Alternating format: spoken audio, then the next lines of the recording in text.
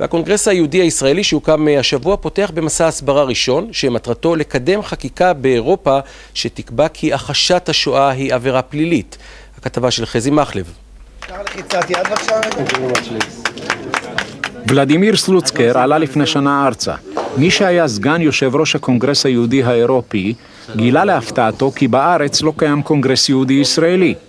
השבוע השיקו בטקס חגיגי קונגרס כזה שוולדימיר ייסד. מטרת הקונגרס בין השאר להילחם מלחמת חורמה במכחישי שואה ובאנטישמיות הגואה. It is to activate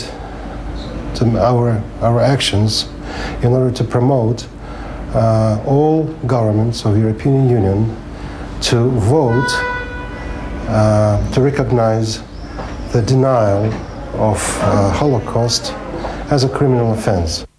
בישראל ובכמה מדינות באירופה יש איסור בחוק על הכחשת שואה, אבל במדינות רבות עדיין לא קיים חוק כזה.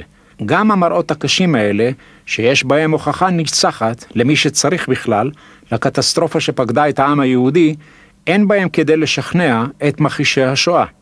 אלה, דוגמת דיוויד אירווינג, אחוזי דיבוק ואובססיה בשנאת יהודים. אירווינג הבריטי אף היה כלוא 3 שנים באוסטריה באשמת הכחשת השואה. ואולם אירווינג אינו יחיד. And this situation, anti-Semitic situation, is not decreasing, it's increasing, unfortunately.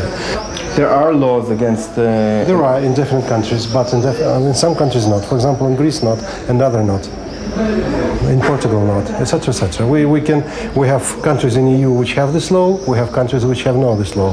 And here in this work, in our efforts, we are not alone, because we are cooperating very tightly with the European Friends of Israel. It's EFI, so-called Parliamentarian Association with more than 1,500 members.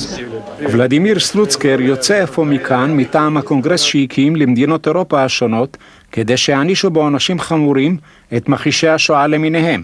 סלוצקר מקווה שגורמים רשמיים בישראל יצטרפו אליו למאבק החשוב שהוא מנהל.